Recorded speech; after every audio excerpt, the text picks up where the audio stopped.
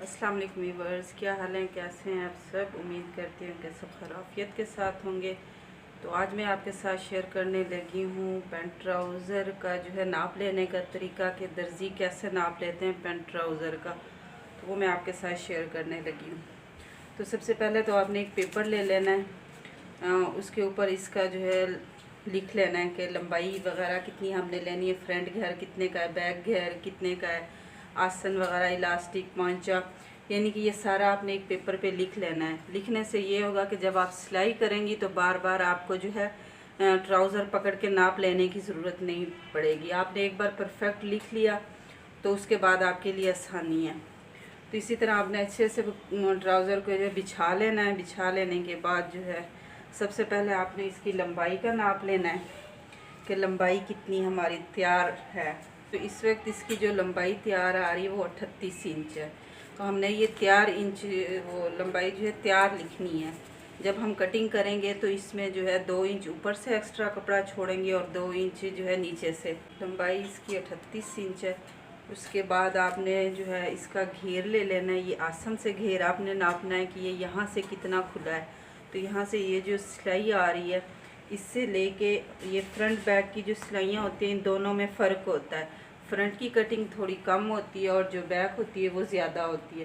तो इस वक्त जो है इसका जो फ्रंट का घेर है वो आ रहा है तकरीबन 14.5 इंच। तो हमने इधर इसका फ्रंट घेर लिख के तो 14.5 लिख देना है। और फिर उसके बाद जो है इसका बैक का घेर हमने देखना है कितना ज़्यादा, इसका 1 इंच ज़्यादा है। तो यानी कि 1 इंच मिलाते हुए उसका हमारा 14.5 था, तो इसका आ रहा है हमारा 15.5 इंच। तो ये भी हमने लिख लेना है। और उसके बाद आपने ले लेना है पोंचे का नाप, के पोंचा कितना तैयार है। ये हमारा जो है यहाँ से हम जो पोंचा तकरीबन 7.5 है। फ्रंट का जो हिस्सा है जो कटिंग आ रही है उसका 7.5 है। बैक का 1 इंच एक्स्ट्रा जो है ये कपड़ा जो आगे को भर के आता है, जैसे पैंट की कटिंग होती है पैंट में आता है, ये जोड़ शायद आपको नज़र आ रहा हो। तो इसको मिलाते हुए हमारा ये पोंचा जो है तैयार 8.5 बन रहा है। तो उसके बाद आपने ये फ्रंट का जो है नाप लेना है, क्योंकि जब हम इस तरह करते हैं तो फ्रंट और बैक दोनों के आसन में जो फ़र्क होता है। तो इस तरह हमने पहले जो अपने फ्रंट जो है इसका आसन इसका नाप ले लेना है। तो ये फ्रंट हमारा आ रहा है 15.5 इंच। ये भी इसी तरह हम लिख लेंगे। और फिर उसके बाद हमने लेना है बैक का। तो बैक की जो ये सिलाई है यहाँ से लेना शुरू करना है हमने। तो ये एक्सल लार्ज साइज़ है, तो आपने अपने हिसाब से, आपने जिस हिसाब से ट्राउज़र कटिंग कर रहे हैं आपने उस हिसाब से लेना है। तो इसका जो बैक है वो 18 इंच आ रहा है, तकरीबन 18.5 इंच।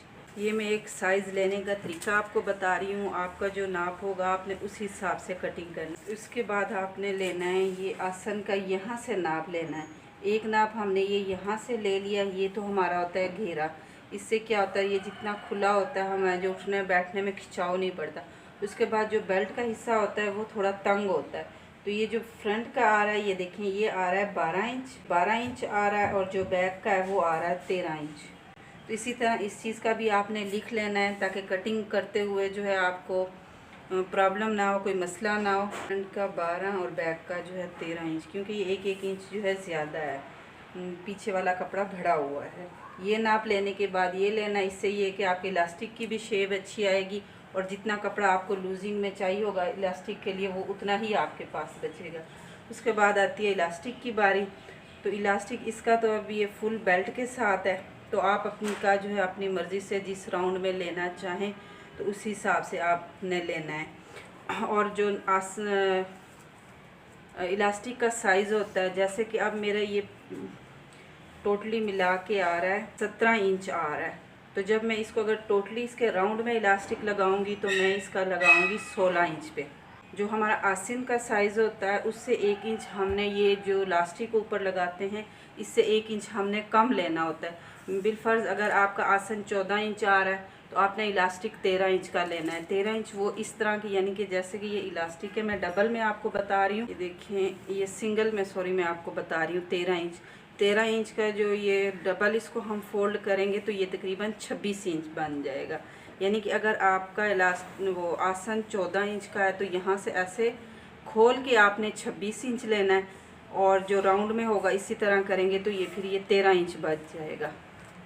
अगर आपका आसन, आपका जो नाप है उसके हिसाब से आपका आसन अगर 13 इंच आ रहा है तो आपने 12 इंच जो है इलास्टिक लेना है, यानी कि 24 इंच लेना है। ये देखें इस तरह, ये जब हम इसको खोलेंगे तो ये यहाँ से जो है 24 इंच होगा। ये देखिए ये इस तरह ये 24 इंच आ रहा है। तो इसका आपको इसमें जो है इलास्टिक का नाप लेने में बहुत आसानी होगी। आप बनाएं, ट्राई करें और इंशाल्लाह आसन का और जो इसका इलास्टिक का जो नाप है ये बिल्कुल भी परफेक्ट और एक जैसा होता है। बस 1 इंच का जो है आपने इसको लूजिंग देनी होती है अपने नाप के हिसाब से, यानी कि कम करना होता है। तो कैसी लगी मेरी आज की वीडियो आपने कमेंट में ज़रूर बताना है और इंशाल्लाह ये कटिंग करें, ट्राई करें और फिर मुझे बताएं कि आपसे ये कैसा बना है।